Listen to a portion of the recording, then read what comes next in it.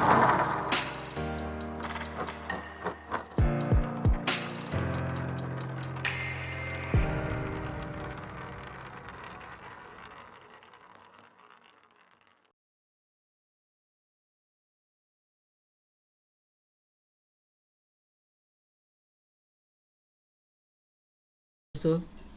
Educational RBMSCS में आपका स्वागत है। क्वेश्चन नंबर 10 को देखिए। क्वेश्चन नंबर 10 में दिया है कि ABCD एक समांतर चतुर्भुज है तथा AP और CQ शीर्षों A और C से विकर्ण BD पर क्रमशः लंब हैं। देखिए आकृति 8.21। तो दर्शाइए कि पहला हमें सिद्ध करना है कि त्रिभुज APB सर्वांगसम त्रिभुज CQD, और दूसरा हमें सिद्ध करना है कि AP बराबर CQ। तो यहाँ पर देखिए ABCD एक समांतर चतुर्भुज यहाँ पर दिया गया है, जिसमें यहाँ AP और यहाँ पर CQ, AP यहाँ पर है और ये हमारा CQ जो है दो शीर्ष लंब है जो A और C से विकर्ण BD पर खींचे गए हैं। तो हमें सिद्ध करना है कि त्रिभुज APB सर्वांगसम त्रिभुज CQD और AP बराबर CQ, अर्थात इनकी लंबाइयाँ जो आपस में बराबर है। तो आगे देखिए हम इसका सॉल्यूशन बता रहे हैं। साथ ही यदि वीडियो आपको पसंद आता है तो अभी इसे लाइक शेयर एंड सब्सक्राइब करें। आगे इसका सॉल्यूशन सभी लोग ध्यान से देखें। देखिए क्वेश्चन नंबर 10 है, एक्सरसाइज 8.1 का क्वेश्चन नंबर 10 है। इसमें दिया है कि ABCD जो एक समांतर चतुर्भुज है और इसमें यह विकर्ण BD है। विकर्ण BD पर शीर्ष A से खींचा गया लंब AP है तथा शीर्ष C से खींचा गया लंब CQ है। ये हमें दिया गया है। यहाँ लिख लेंगे पहले जो जो हमें मालूम है।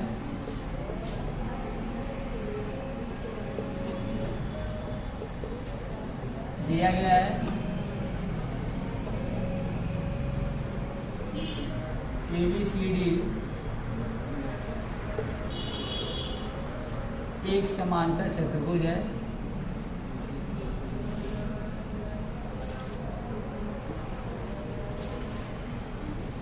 जिसके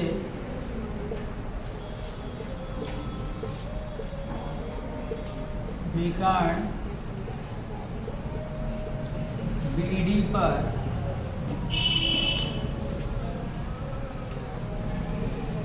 AP तथा CQ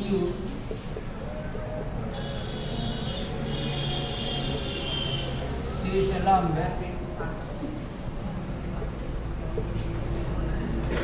क्रमशः बिंदु A तथा C से खींचे गए हैं।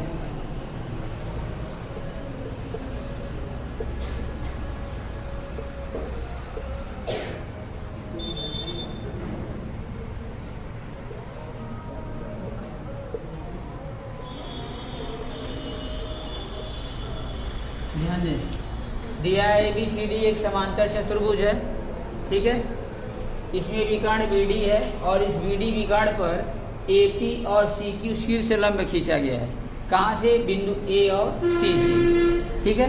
यह हमें दिया गया है, अर्थात शीर्ष लंब खींचा गया है। तो यहाँ पर CQB कोण CQB और यहाँ पर बराबर है कोण APQ APB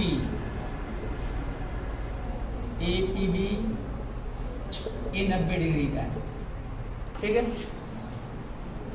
तो सिद्ध करना है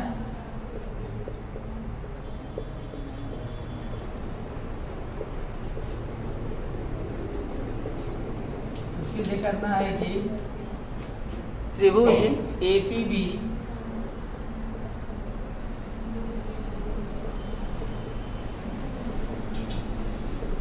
सर्वांगसम त्रिभुज CQD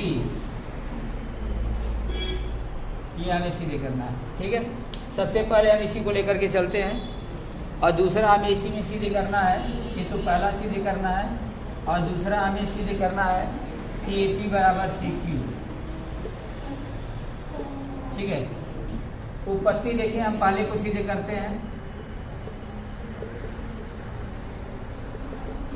उपपत्ति में देखे क्या है, हमें ये पता है कि ए बी सी डी एक समांतर चतुर्भुज है, ठीक है। चूंकि ए बी सी डी एक समांतर चतुर्भुज है। जब ए बी सी डी समांतर चतुर्भुज है तो इसमें सम्मुख भुजा बराबर होगी, अर्थात ए डी बराबर होगी बी सी के और डी सी बराबर होगा ए बी, ठीक है। ये सबसे पहले हमको याद रखना है। हमें सिद्ध करना है कि त्रिभुज ए पी बी सर्वांगसम है त्रिभुज सी क्यू डी। तो त्रिभुज ए पी बी और त्रिभुज सी क्यू डी को हम लेकर के चलते हैं और लिखेंगे त्रिभुज ए पी बी तथा त्रिभुज सी क्यू डी में, इन दोनों में देखिए तुलना करते हैं क्या क्या बराबर है। त्रिभुज ए पी बी में कोण ए पी बी बराबर कोण सी क्यू डी, ये देखिए दिया गया है। कोण ए पी बी और सी क्यू डी ये बराबर है क्योंकि दोनों लंब हैं। यहाँ लिखेंगे कोण ए पी बी बराबर होगा कोण C Q D. C Q B लिखें चाहे डी है, यहाँ पर बी भी लिख सकते हैं, डी भी लिख सकते हैं। इधर भी 90 का होगा, इधर भी 90 का होगा। तो यहाँ पर बराबर कोण C Q D, A P B और सी क्यू डी इधर वाला, ठीक है। ये दोनों बराबर 90 हैं, ये दिया गया है।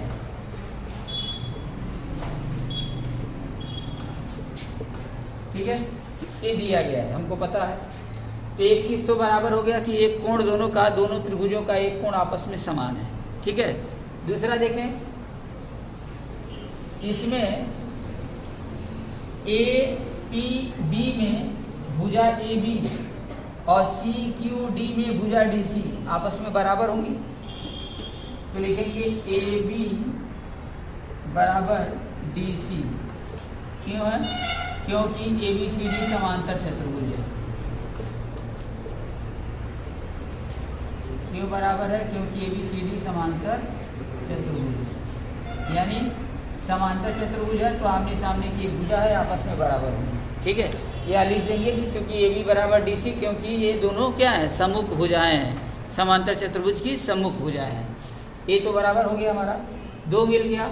अब हमको तीसरा सीधे निकालना है। तो तीसरा देखें, जब ए डी सी डी और ए बी दोनों समांतर हैं,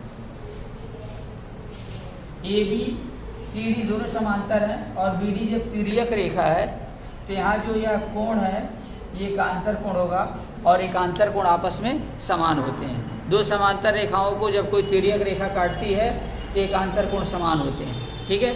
यहाँ पर है कोण सी डी क्यू ले सकते हैं, चाहे बी भी ले सकते हैं। सी डी क्यू, कोण सी डी क्यू अब बराबर कोण ए बी पी। क्यों बराबर है? क्योंकि एकांतर कोण है,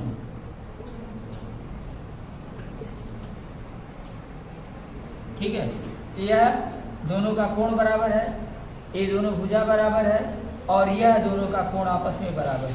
इससे दोनों त्रिभुज क्या होंगे, सर्वांगसम। 3 बराबर हो गया कंडीशन। इसमें क्या होगा, इसमें हम लिखेंगे कि त्रिभुज ए पी बी सर्वांगसम त्रिभुज सी क्यू डी, यह हमारा पहला प्रूव हो चुका है, ठीक है। अब दूसरा देखो, हमें सीधे करना है कि ए पी बराबर सी क्यू, ए पी बराबर सी क्यू। अब ये सीधे करने के लिए दूसरा अगर हम सीधे करेंगे तो दूसरे के लिए क्या करेंगे हम, सबसे पहले तो हम सीधे कर चुके हैं कि चूंकि त्रिभुज ए पी बी और सर्वांगसम त्रिभुज सी क्यू डी ये क्या है, सीधे कर चुके हैं।